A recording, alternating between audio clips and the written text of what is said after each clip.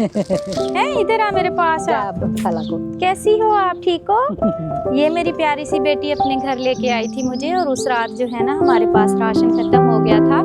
आज मैं फिर से आई हूँ इनको राशन देने के लिए। प्यारी डोली, आपके लिए राशन है, पानी वाला कूलर भी है, ठीक है। और ये आपकी मम्मा का सूट है। खुश रहो, प्यारी बेटी है। आपने दुआ करनी है, जिस फैमिली की तरफ से आपको राशन दिया है, अल्लाह ताला उनका दिया हुआ कबूल करे। अल्लाह ताला आमीन सुम्मा आमीन। अल्लाह ताला आपको भी सेहत वाली लंबी ज़िंदगी दे। हमारी बहन के लिए दुआ कीजिएगा, ये बहुत बीमार रहती हैं।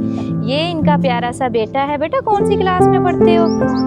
4 में। माशाल्लाह एक्टिव बच्चे हैं, 2 ही बच्चे हैं। हाँ जी, बस्ता भी आ गया, कपड़े भी आ गए। मुझे तो कुछ नहीं लेके दिया फिर अब हैं। बस्ता भी ले लिया, कपड़े भी ले लिए मेरी बेटी ने। चलो माशाल्लाह, अल्लाह ताला नसीब अच्छे करे। बहुत शुक्रिया। खुश रहें, खुशियाँ बांटें, अल्लाह दे हवाले।